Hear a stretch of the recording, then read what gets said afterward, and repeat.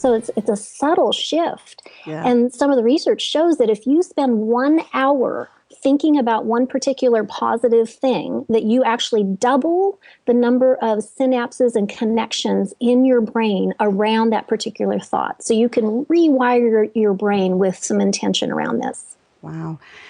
You mentioned earlier about the M&Ms, the mindset and the mechanics, and how it's easier to focus on the mechanics and not this mindset piece. But then you talked about how our body doesn't always come into alignment with what our brain thinks. Yeah. So the question that comes up for me then is, what if somebody's not particularly feeling grateful? They're not feeling thankful for something because things are so bad, or they've been in this worried state for so long.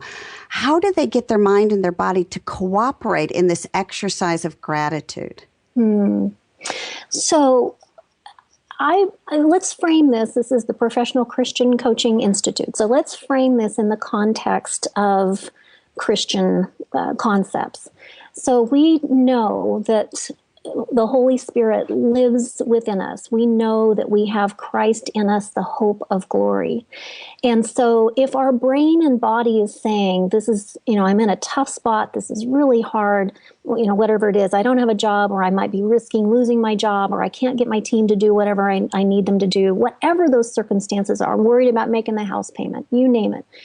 If we can just pause for a moment and remind ourselves of who God is, who he is in us, and what we know to be true. If you can kind of center back on that, that is one of the fastest ways of being able to get back in touch with that sense of gratitude. So just pausing for a moment, taking a belly breath, taking a deep breath, and reminding ourselves, I know that the Father has said that he will never leave me and never forsake me. Just letting that wash over you. And that's one of the fastest way to get back in touch with that feeling. I know that even though I've made mistakes, that perhaps I've hurt people in the things that I've done and I didn't want to, and I've asked for forgiveness, I know that faithful is he. He's cleansed me from all unrighteousness. I know that to be true. If you can just get a hold of a few of those things to start with, that's a good way to kind of get back in touch.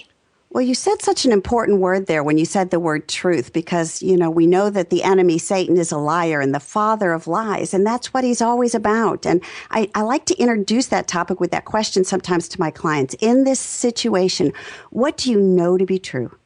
Yes. And as believers, it's beautiful that we do know that we know that we know that he keeps all his promises. And all of that other stuff that gets kicked up really is a lie of the enemy, because God does have our best interests at heart. So that's a terrific reminder.